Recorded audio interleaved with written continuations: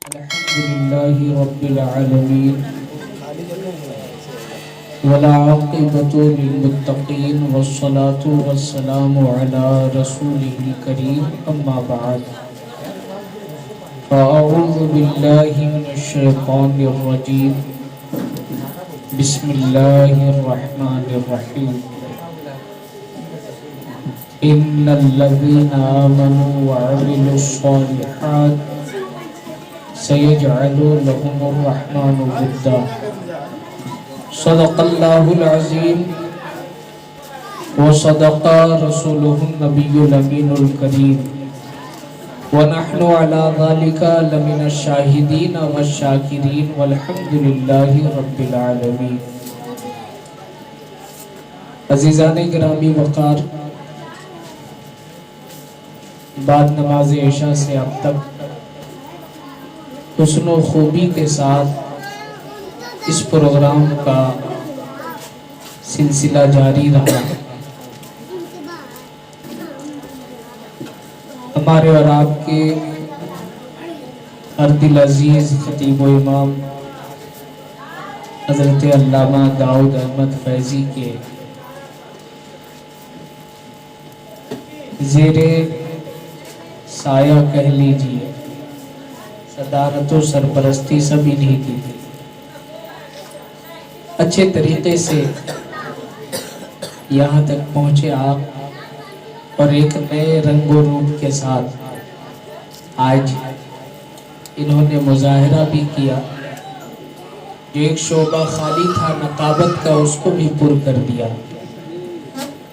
تو اب آپ کے سامنے نقیب جلسہ حضرت علامہ داؤد فیضی، خطیب ذیشان حضرت علامہ داؤد فیضی، مداح رسول اکرم حضرت علامہ داؤد فیضی ہر رنگ و روپ میں نظر آ رہے ہیں.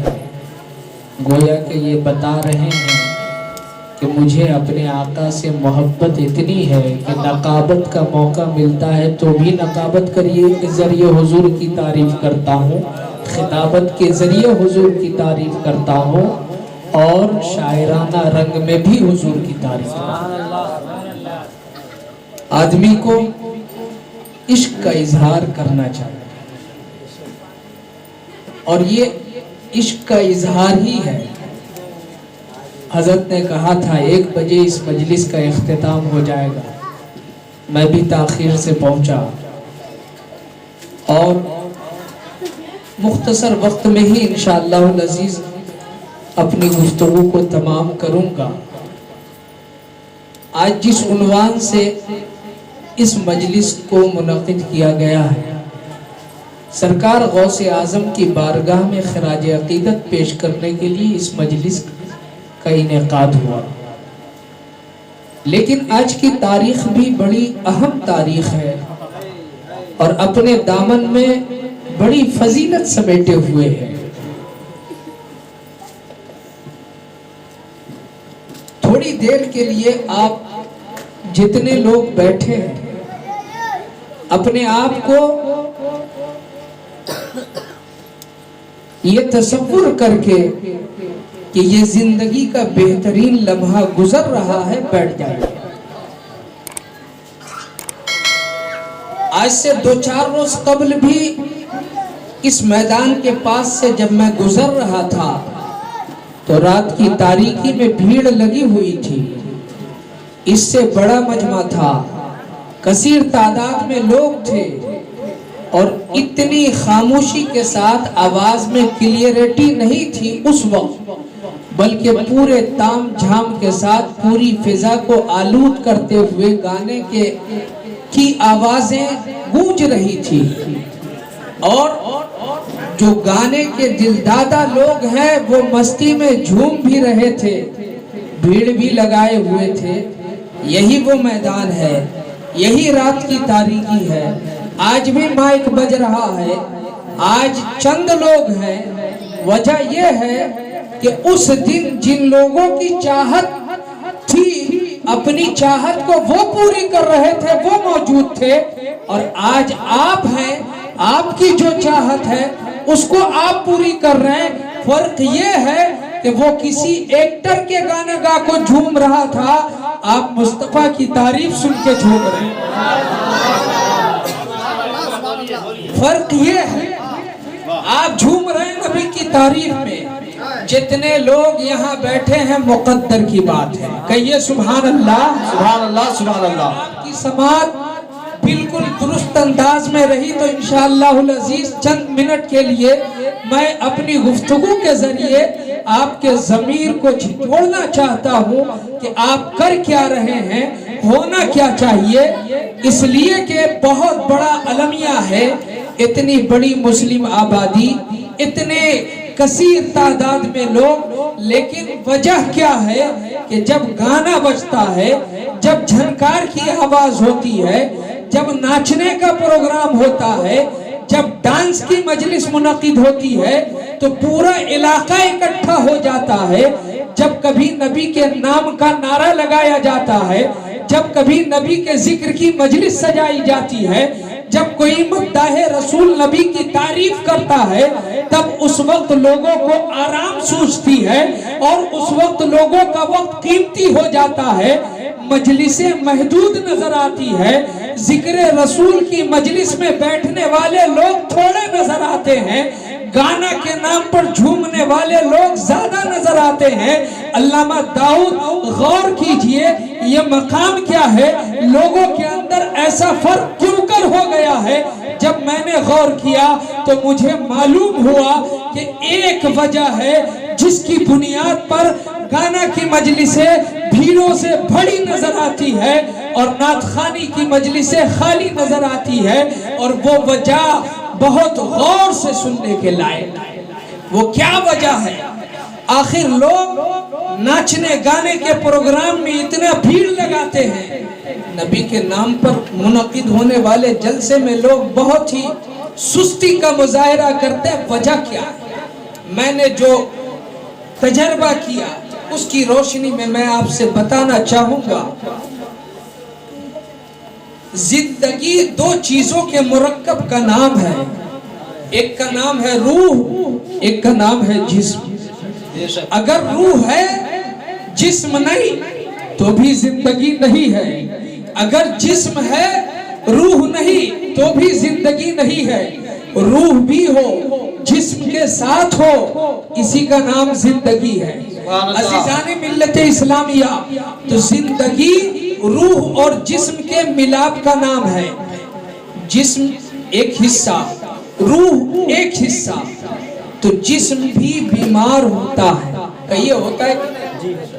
جسم بیمار ہوتا ہے، کسی کو بخار لگ گیا پورا بدن ٹوٹ جاتا ہے، کسی کی طبیعت خراب ہوتی ہے، سستی چھا جاتی ہے۔ اب جب بیمار ہوتا ہے نوبت یہ ہوتی ہے کہ کچھ بھی کھائے اچھا نہیں لگتا ہے، کہیں بھی جانے کا دل نہیں کرتا ہے، طبیعت میں ایک اضطرابی کیفیت پیدا ہو جاتی ہے۔ اب گھر کے لوگ کہتے ہیں، ماں کہتی ہے بیٹا بخار لگ گیا ہے، بدن چور ہو گیا ہے، جا ڈاکٹر کے پاس جا کر علاج کرا لے، دوا لے لے تاکہ تیرا جسم اچھا ہو جائے۔ عزیزان ملت اسلامیہ، جس طریقے سے جسم بیمار ہوتا ہے ویسے ہی روح بھی بیمار ہو جایا کرتی ہے۔ جسم کی بیماری جھلکتی ہے لیکن روح کی بیماری کو ہم محسوس نہیں کرتے۔ ایک بخار ہی کو لے لیجئے، جب بخار لگتا ہے آدمی کا جسم بیمار ہوتا ہے، زبان پر کسی چیز کا ذائقہ نہیں نظر آتا، محسوس نہیں ہوتا، کچھ بھی کھاتا ہے اچھا نہیں لگتا۔ اب ایسا آدمی ڈاکٹر کے پاس گیا ہے، ڈاکٹر نے دوا لکھ دی ہے، دوا لے کر آیا، دوا بہت کڑوی ہے، کھانے کو طبیعت نہیں چاہتی مگر زبردستی کھاتا ہے۔ کیوں؟ اس لیے کہ دوا کے کھانے سے جسم درست ہو جائے گا، بیماری دور ہو جائے گی، فربہ ہو جائے گا۔ اب جو زبان کا ذائقہ بدل گیا تھا، بے مزہ ہو گیا تھا، دوا کھانے کو دل نہیں کرتا، زبردستی دوا کھاتا ہے، ایک وقت ایسا آتا ہے کہ جسم درست ہو جاتا ہے، طبیعت سالم ہو جاتی ہے، پہلے جیسے چنگا تھا ویسے ہی ہو جاتا ہے۔ تو تو جسم بیمار ہو کچھ بھی کھاؤ اچھا نہ لگے, کچھ بھی کہیں بھی جانے کی طبیعت نہ ہو. ایسے ہی جب روح بیمار ہوتی ہے تو جلسہ میں دل نہیں لگتا ہے, جب روح بیمار ہوتی ہے نعت سننے کی طبیعت نہیں چاہتی ہے, جب روح بیمار ہوتی ہے تقریریں اچھی نہیں لگتی, جب روح بیمار ہوتی ہے گانا سننے میں اچھا لگتا ہے, جب روح بیمار ہوتی ہے ڈانس کرنے میں مزہ آتا ہے, جب روح بیمار ہوتی ہے گناہوں میں لذت ملنے لگتی ہے, جب روح بیمار ہوتی ہے مسجد میں طبیعت نہیں لگتی. جب کسی کے ساتھ یہ کیفیت ہو کہ اس کی روح جب مضطرب ہو جائے, طبیعت جب مضطرب ہو جائے, مجلس رسول میں نعت سننے سے تقریر سننے سے وہ سمجھ جائے روح کو بیماری لگ گئی ہے, اب اس چکر میں وہ لگ جائے کہ کیسے روح کی بیماری دور ہوگی, کیسے روح کی طبیعت سنبھلے گی, کیسے روح کی بیماری سے نجات ملے گی. سنو سنو, جسم کی بیماری کے لیے میڈیکل ہے, دواخانہ ہے, ڈاکٹر ہے, اس کے پاس جاؤ گے, جا کر کے دوا کھاؤ گے تو جسم ٹھیک ہو جائے گا, مگر روح کی بیماری کے لیے, روح کی بیماری سے نجات پانے کے لیے نہ کسی میڈیکل میں جانا ہوگا, نہ کسی طبیب کے پاس جانا ہوگا, بلکہ روح بیمار ہے اس لیے تلاوت اچھی نہیں لگتی, روح بیمار ہے اس لیے نعت خوانی اچھی نہیں لگتی, روح بیمار ہے اس لیے مجلس رسول اچھی نہیں لگتی. سنو سنو, جیسے جسم بیمار تھا دوا کھانے کی طبیعت نہیں چاہ رہی تھی, زبردستی دوا کھائے جسم اچھا ہو گیا, ایسے ہی روح کی بیماری سے نجات پانے کے لیے نعت اچھی نہیں لگتی, زبردستی نعت سنو, تقریر اچھی نہیں لگتی, زبردستی تقریر سنو, نماز پڑھنے میں لذت نہیں ملتی, زبردستی مسجد جاؤ, بیٹھ جاؤ لے کر قرآن عظیم, تلاوت کرنے لگو. جب تلاوت کرو گے, عبادت کرو گے, آہستہ آہستہ روح کی طبیعت ٹھیک ہوگی. اب نوبت یہ آئے گی کہ اذان سے پہلے مسجد میں تم نظر آ جاؤ گے, وقت سے پہلے نماز کا تم انتظار کرنے لگو گے. فرق یہ ہے کہ طبیعت جسم کی بگڑتی ہے, کھانا اچھا نہیں لگتا, جب طبیعت روح کی بگڑتی ہے یہ چیزیں اچھی نہیں لگتی, اور جو ان چیزوں میں گم ہو جاتا ہے اسے نعت بھی اچھی لگتی ہے, تقریر بھی اچھی لگتی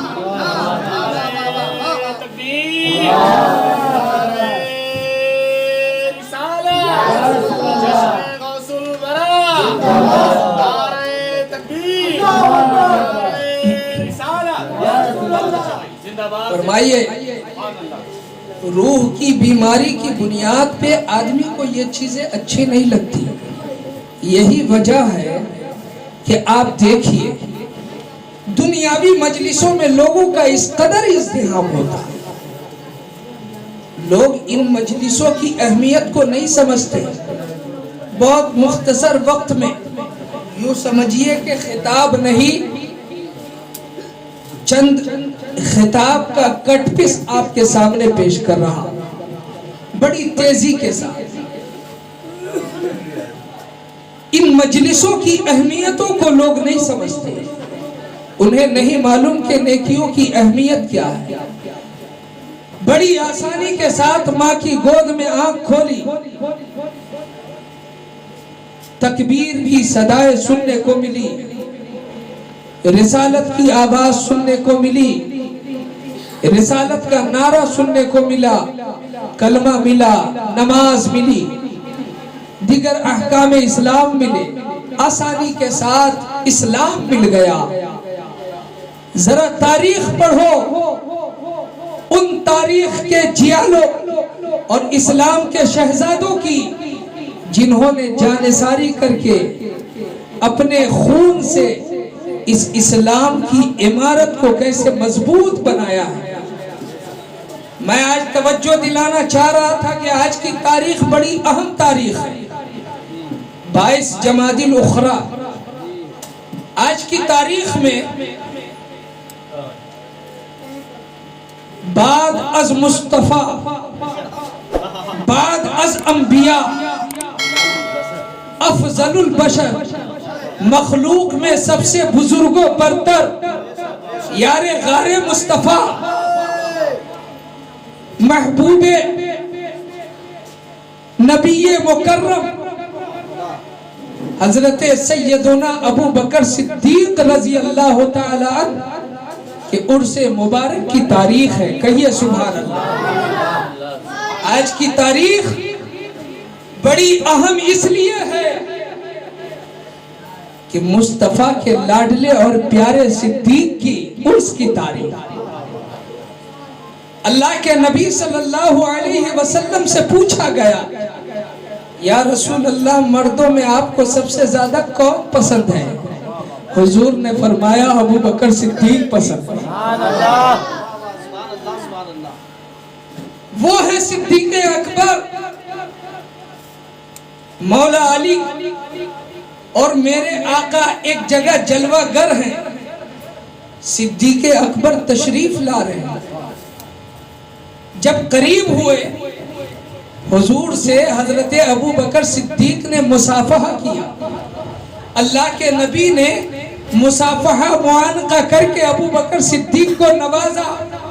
اس کے بعد حضرت ابو بکر صدیق کے لب کو مصطفیٰ چومنے لگے. کہیے سبحان اللہ. چومنے لگے. مولا کائنات وہیں پہ موجود تھے. کہا یا رسول اللہ ابو بکر کے لب کو آپ چوم رہے. اللہ کے نبی کی رحمت کا دریا جوش میں آ گیا. کہا علی اے ابو الحسن تم جانتے ہو ابو بکر کا مرتبہ میرے نزدیک ایسا ہی ہے جیسا میرا مرتبہ رب کی بارگاہ میں. یہ ہے صدیق اکبر.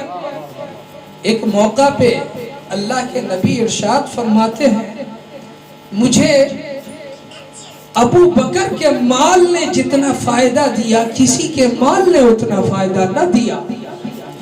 جب مصطفیٰ کی زبان سے صدیق اکبر نے یہ جملے سنے تو حضرت ابو بکر صدیق فرماتے ہیں یا رسول اللہ ابو بکر کون ہے؟ ابو بکر کی جان اور مال کے مالک تو آپ ہیں. بلکہ اعلیٰ حضرت کی زبان میں یوں کہیے کہ یا رسول اللہ مال کی کیا حیثیت؟ کروں تیرے نام پہ جاں فدا نہ بس ایک جاں تو جہاں فدا نہیں اس سے بھی جی بھرا کروں کیا کروڑوں جہاں نہیں. وہ صدیق اکبر ہے.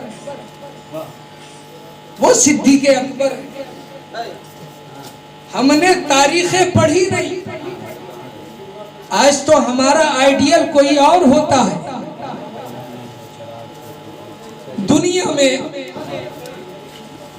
بہت سارے ایسے لوگ آئے جن کی مثالیں دنیا اپنے حاشیے پر محفوظ رکھتی ہے. لیکن اسلام کے وہ سارے شہزادے جنہوں نے اسلام کے نام پر اپنی جان کو نثار کیا دنیا اور آخرت میں اللہ تعالیٰ نے ان کا مقام و مرتبہ ایسا بلند فرمایا ہے کہ آج 1400 سال گزرنے کے بعد بھی زمانہ صدیق اکبر کا نام لے رہا ہے اور رہتی دنیا تک نام لیتا رہے گا. کیوں؟ اس لیے کہ ان نفوس قدسیہ نے اپنے آپ کو اپنے رب کے حضور اتنا گرا کر پیش کر دیا ہے کہ اللہ تعالیٰ نے انہیں بہت بلند و بالا فرما دیا. سمجھ رہے ہیں؟ بڑی آسانی کے ساتھ ہم لوگ ان تمام مجلسوں سے اپنے آپ کو بڑی آسانی کے ساتھ اپنے آپ کو ہم منع کر لیتے ہیں, روک لیتے ہیں. یہ وقت ایسا ہے کہ اس وقت میں اگر کوئی مجلس میں سو بھی رہا ہو تو غنیمت ہے. کہیے نا, اس لیے کہ گھر میں سوتا تو پتہ نہیں کیسے سوتا اور کیا بات کرتے سوتا، یہاں سو رہا ہے تو نیند بھی مصطفیٰ کی تعریف سنتے آ رہے ہیں۔ ارے بلند آواز سے کہیے سبحان اللہ۔ جتنے لوگ سو رہے ہیں وہ سب زور سے بولے سبحان اللہ۔ دیکھیں اتنے لوگ سو رہے ہیں، اب جو لوگ جاگ رہے ہیں وہ بولے سبحان اللہ، ہے نا؟ آپ سو رہے ہیں، یہ جو لمحہ گزر رہا ہے نا، زندگی کا سب سے قیمتی لمحہ، یہی اصل میں زندگی ہے۔ امام اعظم ابو حنیفہ سے کسی نے پوچھا حضور آپ کی عمر کتنی ہے؟ امام اعظم ابو حنیفہ نے فرمایا 2 سال۔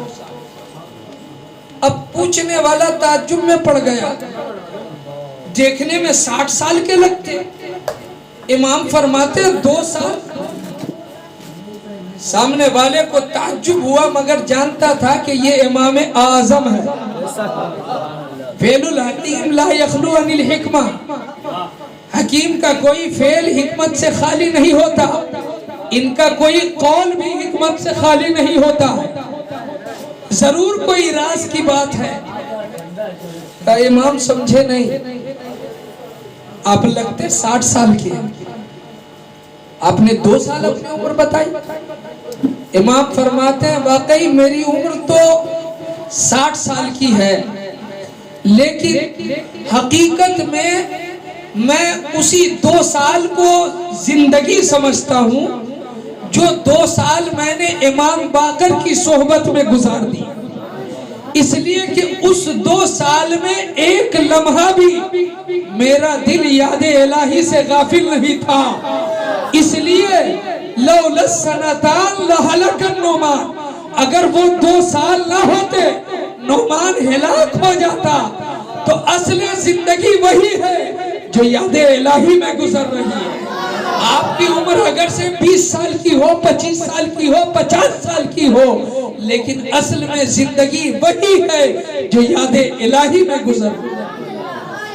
اس لیے یہی زندگی ہے جس کو میں سمجھانا چاہ رہا تھا کہ یہاں روح بھی سالم رہتی ہے، جسم بھی سالم رہتا ہے۔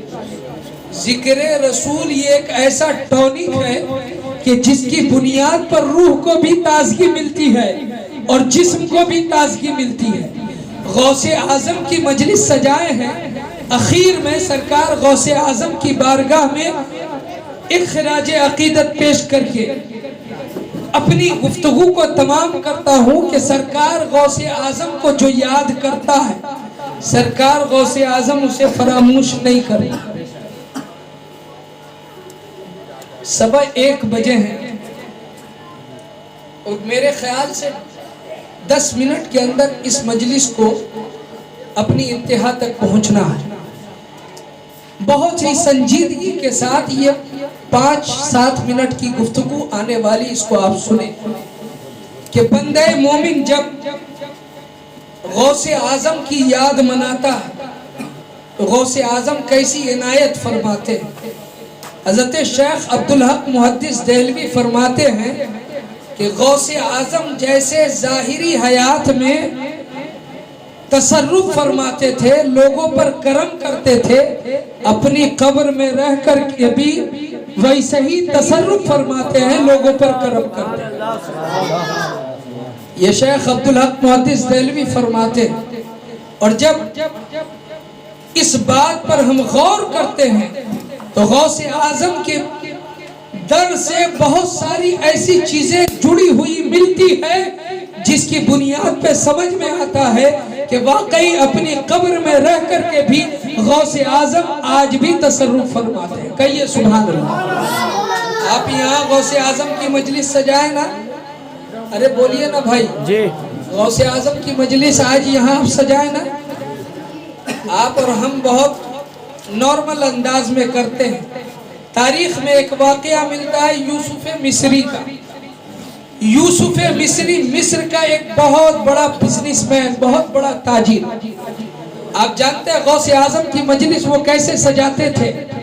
غوث اعظم کی مجلس وہ سجاتے تھے کہ 1 سال وہ تیاری کرتے تھے، 1 سال اس 11ویں میں آنے والی 11ویں کی تیاری شروع کرتے تھے. 1 سال تیاری کرتے اور 11 تاریخ کو غوث اعظم کی 11ویں مناتے. 1 سال لگاتار تیاری کر کے 11 ربیع الثانی کو وہ پورے مصر کی دعوت کرتے. پورا ملک آتا ان کے یہاں اور غوث اعظم کا لنگر کھاتا. ہر سال ایسے ہی ہوتا تھا. ہر سال یہ تاریخ آتی تھی. ہر سال وہ دعوت کرتے تھے. 1 سال ایسا ہوا کہ 11 تاریخ کو غوث اعظم کا پروگرام منعقد تھا.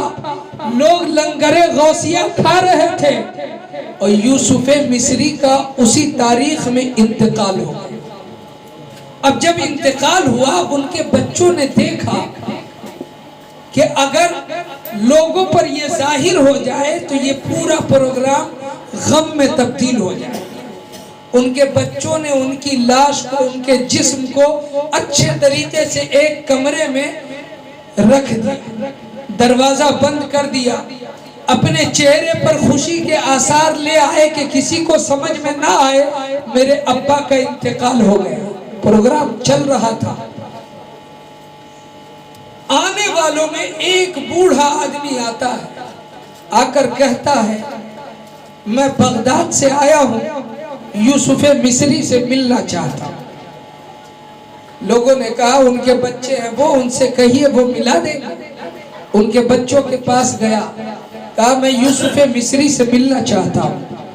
ان کے بچوں نے کہا بابا دعوت ہے آپ کھائیں, وہ کہیں نہ کہیں ہوں گے, آپ سے ملاقات ابھی نہیں ہو سکے گی. آنے والا کہتا ہے میں بغداد سے آیا ہوں, انہوں نے مصر والوں کی دعوت کی ہے, مجھے ان سے اجازت لینا ہوگا تب کھائیں گے, اس لیے مجھ سے ملاقات کراؤ. ان کے شہزادوں نے کہا بابا آپ کھا لیں.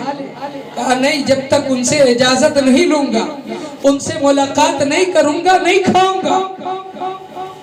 حتیٰ کہ بضد ہو گئے. ان کے بچوں نے لاکھ کوشش کی مگر نہ مانے, مجبور کر دیا. اخیر میں اسی کمرے میں لے کر آئے اس ضعیف شخص کو, اور یوسف مصری کی لاش پڑی تھی. کہا بابا مان نہیں رہے تھے, دیکھو یہی یوسف مصری ہے, اب ان سے مل لو, ان کا انتقال ہو گیا ہے. اب آنے والا ضعیف کہتا ہے اے یوسف مصری, مجھ کو دعوت دے کر بلایا اور خود سو گیا ہے, قم باذن اللہ, اٹھ اللہ کے حکم سے. اتنا کہنا تھا کہ یوسف مصری اٹھ کر بیٹھ جاتے. وہ آنے والا ضعیف بغداد سے کوئی اور نہ تھا, غوث اعظم تھے. پتا چلا کہ جیسے زندگی میں تصرف فرماتے تھے قبر میں بھی تصرف فرماتے ہیں. اور اسی سے یہ بھی معلوم ہوا کہ جو غوث اعظم کی مجلس منعقد کرتا ہے, اگر غوث اعظم کرم فرما دے تو ان کی مجلس میں حاضر ہو جاتے ہیں, اور حاضر ہی نہیں ہوتے مردوں کو زندگی بخشتے ہیں. اس لیے آج غوث اعظم کی مجلس آپ نے منعقد کی ہے, آپ نے اپنی حیثیت کے مطابق منعقد کیا ہے. غوث اعظم بڑے کریم ہیں, وہ اپنی حیثیت کے مطابق نوازتے ہوئے نظر آئے. اللہ تعالی ہمیں اور آپ کو ایسی مجلسوں سے شغف رکھنے کی توفیق عطا فرمائے. وآخر دعوانا الحمدللہ.